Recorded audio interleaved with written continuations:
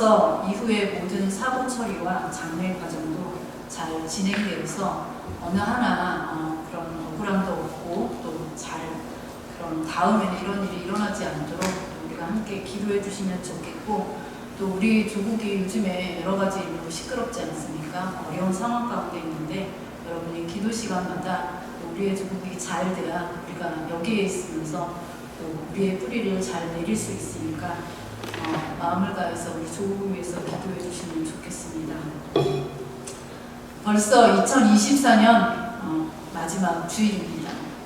올 한 해도 하나님의 은혜로 여기까지 왔습니다. 우리 함께 예배 자리에 계신, 또 지금까지 예배 자리를 지켜오신 우리 옆에 계신 분들을 격려하면서 인사하면 좋겠습니다. 덕분에 행복한 1년이었습니다. 우리 앞뒤에 옆에 있는 분들과 함께 인사 나누겠습니다. 네. 덕분에, 저도 여러분 덕분에 행복한 1년이었습니다. 매난 국죽, 사군자라고 표현하죠. 매는 매화고, 나는 난초고, 국은 국화이고, 죽은 대나무입니다. 이 네 가지를 사군자라고 이렇게 일컫는데, 이 사군자 가운데 겨울을 상징하는 나무가 있습니다. 추운 겨울에도 푸른 잎을 유지하기에 지조와 절개를 의미하는 대나무가 바로 겨울을 대표하는 나무입니다. 우리 중고등부 친구들은 대나무가 뭔지 잘 모를 것 같아서 그림을 실어봤습니다. 이 대나무의 모습을 보시면 줄기가 그렇게 굵지 않습니다. 그리고 호리호리한 모습인데 저 대나무를 잘라보면 그 속은 또 텅 비어 있습니다. 또한 이 대나무의 밑둥을 이렇게 파보면요, 뿌리가 그렇게 깊지도 않다고 합니다. 그래서 이 대나무가 거센 바람이나 폭우가 내리면은 쉽게 이렇게 뿌리가 뽑혀가지고 꺾일 것 같지만 실제로는 그렇지 않습니다. 겉모습은 연약해 보이지만 웬만한 바람과 폭우에도 끄덕없이 부러지지 않는 것이 바로 이 대나무의 특징입니다. 여러분, 그 이유가 무엇인지 아십니까? 줄기가 굳지 않는 대나무가 강한 이유는 다른 나무와 달리 일정한 간격을 두고 저기에 보이는 대로 매듭이 있기 때문이라고 합니다. 비록 속은 텅 비어 있을지라도요, 그 일정한 간격을 두고 생기는 매듭이 바로 매서운 바람과 환경 속에서도 대나무를 강하게 만드는 비결이라고 합니다. 대나무가 매듭을 짓는 모습을 보면서 우리의 삶과 신앙도 귀한 교훈을 얻게 됩니다. 우리에게도 이 대나무와 같은 매듭 짓기가 반드시 꼭 필요합니다. 세상의 거센 바람과 풍우 같은 환경 속에서 흔들리지 않고 강함과 견고함을 유지하기 위해서는 이 대나무와 같은 매듭 짓기가 필요한 것입니다.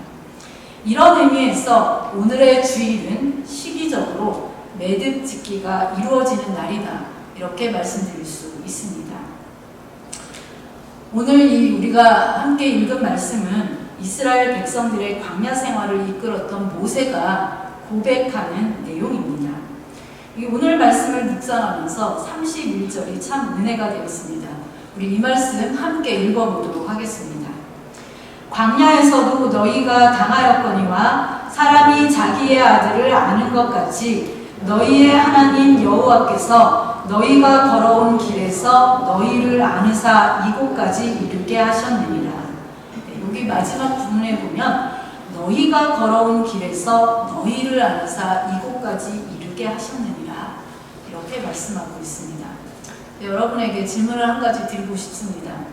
여러분이 지금까지 걸어온 2024년의 삶을 돌아보면서 하나님의 은혜를 한 단어로 요약해 본다면 어떤 말로 정리하실 수 있겠습니까? 2024년 1년의 삶을 365일의 날들을 8760분의 시간과 순간들을 이 압축 프로그램이라는 그런 프로그램에 넣고 압축하고 또 압축하면 어떤 단어가 남을 것 같습니까? 말씀을 들으면서 2024년 여러분의 삶에서 경험한 하나님의 은혜를 한 단어로 이렇게 표현해 보시기 바랍니다. 압축해 보시기 바랍니다. 오늘 이 본문은 신명기 1장 1절부터 4장 43절 사이에 모세의 고별 설교 부분의 한 가지입니다. 모세의 첫 번째 고별 설교를 시작하는 그 설교 가운데 있는 그러한 말씀입니다. 이 말씀은 출애굽한 이스라엘 백성을 이끌었던 이 모세가 지난 40년 동안의 광야 생활을 돌아보고 또 회고하면서 고백하는 내용이 담긴 그러한 설교 내용입니다. 특별히 오늘 읽은 말씀은요, 출애굽한 후에 1년이 지났을 때의 일을 회상하는 부분입니다. 모세는 걸어왔던 광야의 삶을 어떻게 회고하고 있습니까? 그것은 마치 자기 아들을 아는 것 같이 하나님께서 우리를 아느사 여기까지 이르게 하셨다라고 고백하고 있습니다. 저는 이 말씀을 읽을 때마다요, 가슴이 뭉클해지고 눈물이 핑돕니다. 아마 여러분도 그럴 것입니다. 모세는 걸어왔던 광야의 삶을 돌아보면서 지금까지의 길을 한 단어로 정리해 보니까 광야의 삶은 한마디로 하나님의 안아주심이었다는 것입니다. 특별히 1년 동안의 광야 생활을 이 알집이라는 프로그램에 넣고 압축하고 또 압축해 보니까 마지막으로 남은 것은 안아주심이 된다는 것입니다. 이 모세가 말하는 안아주심의 고백이 2024년 1년 동안의 모든 삶을 매듭짓게 하는 오늘 우리 모두의 동일한 고백이 될 수 있기를 소망합니다. 그런데 이 모세의 고백과 달리요, 32절을 보면 이스라엘 백성들의 생각은 많이 달랐던 것 같습니다. 32절 말씀 보겠습니다. 이 일에 너희가 너희의 하나님 여호와를 믿지 아니하였도다. 모세가 백성 앞에서 설교하기를요, 여러분, 우리가 지난 1년 걸어왔던 그 광야는 힘들고 험한 길이었지만 하나님께서 우리를 안아주심으로 여기까지 이르게 하신 줄 믿습니다. 이렇게 설교를 하자 백성들이 아멘 하면서 하나님의 안아주심에 동의한 것이 아니고요, 모세의 하나님의 안아주심에 대한 고백은 과장된 말이고 거짓말처럼 여겨서 인정하지 않고 믿으려 하지 않았다는 것입니다. 이스라엘 백성의 모습은 하나님을 믿지 않는 모습이었습니다. 사실 이 모세와 이스라엘 백성이 통과했던 광야의 삶은요, 안락하고 편안하고 좋은 길은 아니었습니다. 말 그대로 광야의 삶이었습니다. 그들은 마실 물을 구하지 못해서요, 갈증으로 비명을 지르기도 했고 겨우 물을 구했는데 마시려고 하다 보니까 그 물이 너무 써서 마실 수 없던 그러한 시간도 있었습니다. 또 먹을 음식이 떨어져서 짐승들은 물론이거니와 백성들이 이성을 잃었던 적도 있었고 애굽의 군대가 추격해 와서 두려움에 떨었던 적도 있습니다.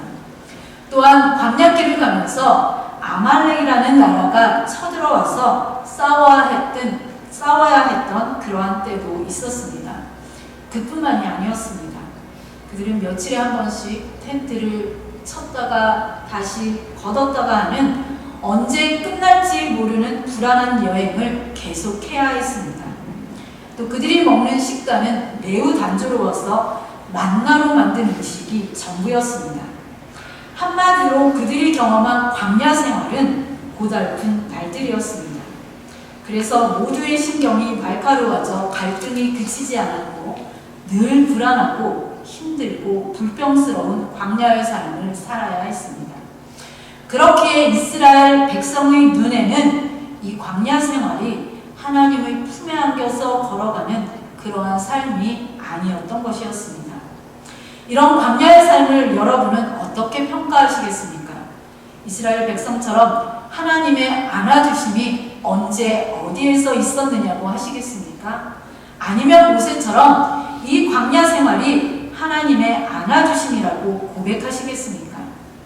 오늘 말씀에서는 모세와 이스라엘 백성의 광야 생활에 대한 차이점을 발견할 수 있습니다. 이들은 모두 광야에서 똑같이 먹고 자고 생활했습니다. 모세가 지도자라고요, 특별한 텐트에서 자고 특별한 음식을 먹은 것이 아니었습니다. 어찌 보면 이 모세는 백성들보다도 더 무거운 짐을 지고 걸어온 시간이었습니다. 80세가 넘는 고령의 나이에 길이 없는 광야에서 수백 명의 그런 사람들의 그 생사를 책임져야 하는 지도자의 위치는 얼마나 피를 말리는 자리였겠습니까? 그런데다가 이 걸핏하면 이스라엘 백성은 어떠했습니까? 하나님을 향해서, 모세를 향해서 원망과 불평을 쏟아냈습니다. 모세는 이런 불평하는 이스라엘 백성을 보면서요, 힘겨운 날에는 하나님께 하소연의 기도도 드렸는데요, 민수기 11장 12절 말씀에 잘 나타나 있습니다. 이 모든 백성을 내가 베었습니까? 내가 그들을 낳았습니까? 어찌 주께서 내게 양육하는 아버지가 젖먹는 아이를 품듯 그들을 품에 품고 주께서 그들의 열조에게 맹세하신 땅으로 가라 하시나이까? 이 기도만 들어도요, 모세가 얼마나 힘들었는지 그 힘들었던 심정이 잘 느껴집니다. 그럼에도 불구하고 모세에게는 다른 점이 있었다는 것입니다. 모세는 광야 여정을 고난의 시간으로 보지 않고 하나님 품에 안겨서 걷는 은혜의 통로로 보았습니다. 백성들은 숨막히는 환경을 쳐다보면서 절망했지만 모세는 전능하시고 자비로우신 그 하나님 아버지를 바라보았습니다. 이스라엘 백성들은 아래에 있는 것, 눈앞의 문제를 보느라고 안고 계시는 이 하나님의 손길을 놓치고 말았지만 모세는 위의 것을 바라보고 하나님의 신실한 약속을 믿고 의지하여서 이스라엘 공동체를 품고 계시는 하나님의 그 손을 목격할 수 있었습니다. 오늘의 말씀이 광야 생활 1년을 지나고 고백한 말인데요, 앞으로 남아있는 광야 생활 39년이 더 남아있습니다. 이어지게 됩니다. 한참의 시간이 지나고 나서 신명기 마지막 부분을 보시면요, 이 죽음을 앞둔 모세의 마지막 설교가 나옵니다. 신명기 33장 27절에 보면 또 이 모세가 고백하는 그러한 말씀인데, 이 말씀 보시겠습니다. 영원하신 하나님이 내 처소가 되시니 그의 영원하신 팔이 내 아래에 있도다. 그가 내 앞에서 대적을 쫓으시며 멸하라 하시도다. 이 임종을, 죽음을 앞둔 모세는 영원하신 하나님이 내 처소가 되시니 그의 영원하신 팔이 내 아래에 있도다라는 하나님의 안아주심에 대한 변함없는 믿음의 고백을 또 하고 있는 것을 볼 수 있습니다. 광야 생활 1년 후나 광야 생활 40년 후나 이 모세에게 있어서는 언제나 자비로우신 하나님, 넓은 가슴으로 품어주시는 따뜻한 그 하나님이 바로 그에게는 아버지셨다는 사실입니다.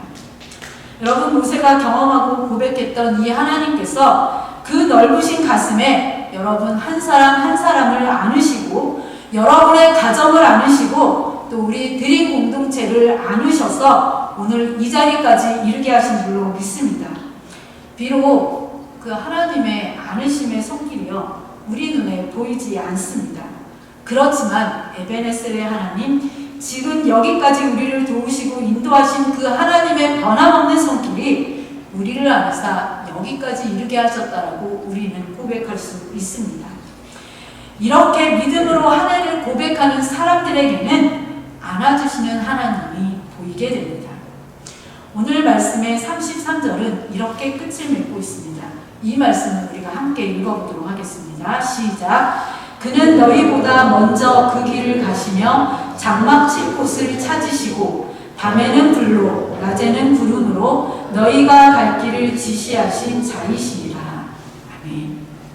우리 인간이 참으로 영리한 것 같잖아요. 그리고 이 모든 우주 만물 가운데서 가장 똑똑하고 또 가장 영향력 있기에 만물의 영장이라고 이렇게 이름 붙였는데, 그럼에도 불구하고 우리는 한치 앞을 내다보지 못하고 사는 그러한 무지한 존재들입니다.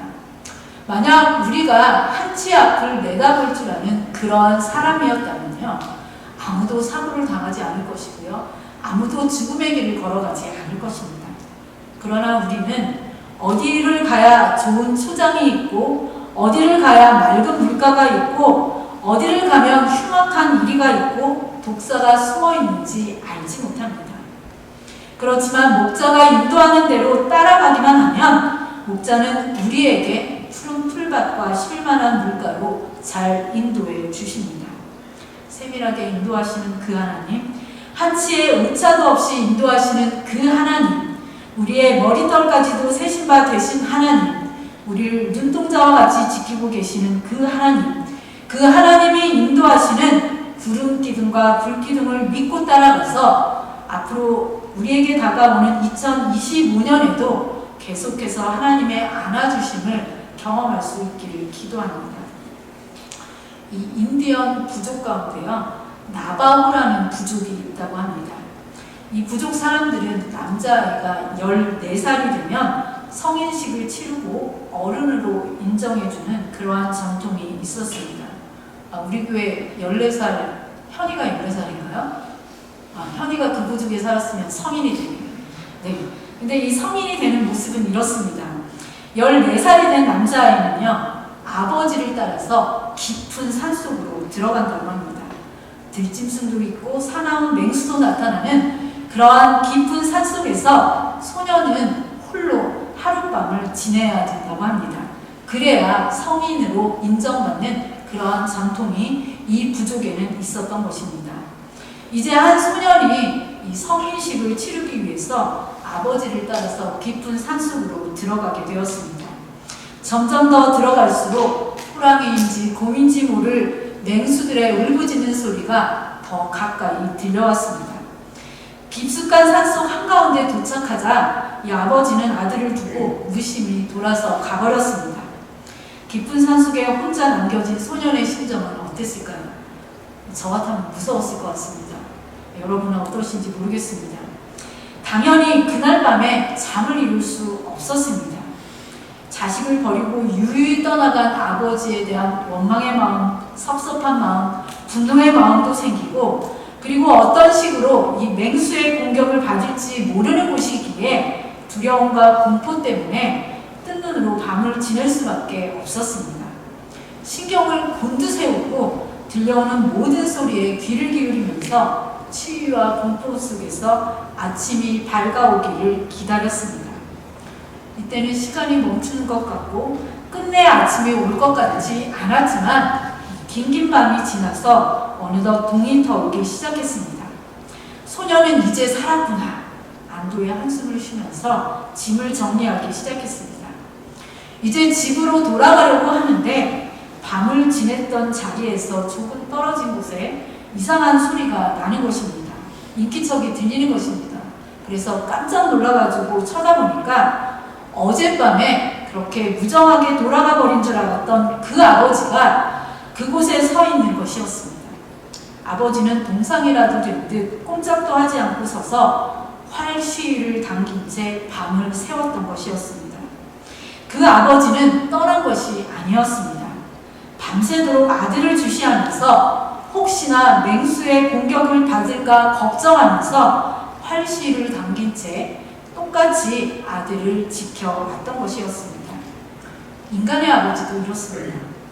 아들만 홀로 깊은 산속에 남겨두고 돌아가지 않았습니다.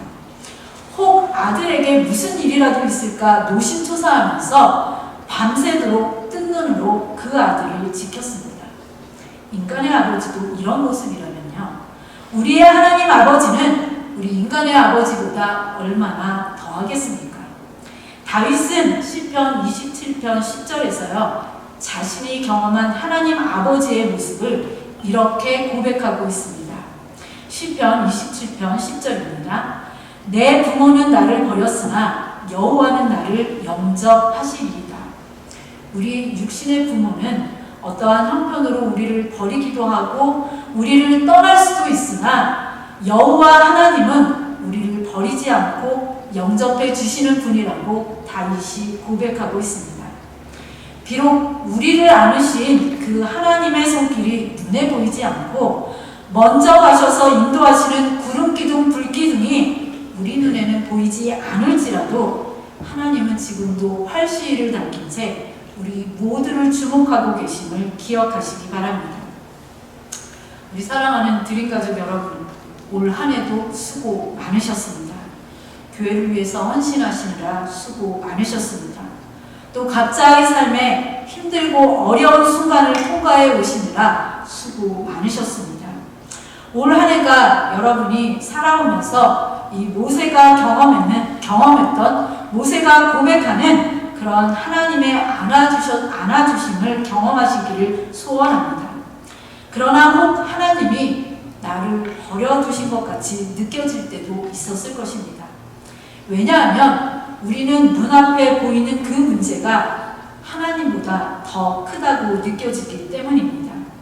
때로는 선택의 갈림길에서 기도했지만요, 침묵하시는 그 하나님으로 인해서 무엇이 하나님의 뜻인지 알지 못하여 내 뜻대로 선택했다고 느낀 적도 있을 것입니다.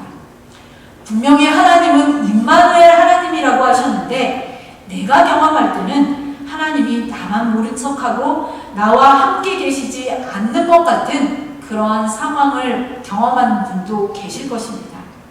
그럼에도 이 모세처럼 하나님이 먼저 우리의 길을 가셔서 장막 칠 곳을 찾으셨다고 고백할 수 있기를 소망합니다. 그렇습니다. 하나님은 나 혼자 홀로 힘으로 지난 1년을 살게 하시지 않았습니다. 우리가 나 혼자 힘으로 지난 1년을 산 것 같지만 모든 순간순간에 하나님이 우리가 가야 할 곳을 먼저 가셔서 있어야 할 곳을 정하시고 그곳으로 우리를 이끄셨습니다. 그 표현이 밤에는 불로 낮에는 구름으로입니다. 하나님은 이렇게 우리가 갈 길을 지시하시는 분이십니다. 그 하나님은 신명기 4장 8절 말씀처럼 우리가 가는 길에 필요한 것을 채우시고 돌보시는 분이십니다. 우리의 의복이 헤어지지 않게 하시고 우리의 발이 부르트지 않도록 지키시는 분이십니다. 2024년 마지막 주일 여기까지도 오신 에벤 에셀의 하나님께 감사의 고백을 드립시다. 그리고 앞으로 맞이할 2025년에도 동일하게 우리의 갈 길을 우리와 함께 하심으로 인도하실 그 하나님을 찬양합시다. 신명기 8장 6절 말씀으로요, 다시 한번 결단하며 오늘 말씀을 마치겠습니다. 이 말씀 함께 읽겠습니다. 시작. 내 하나님 여호와의 명령을 지켜 그의 길을 따라가며 그를 경외할지니라.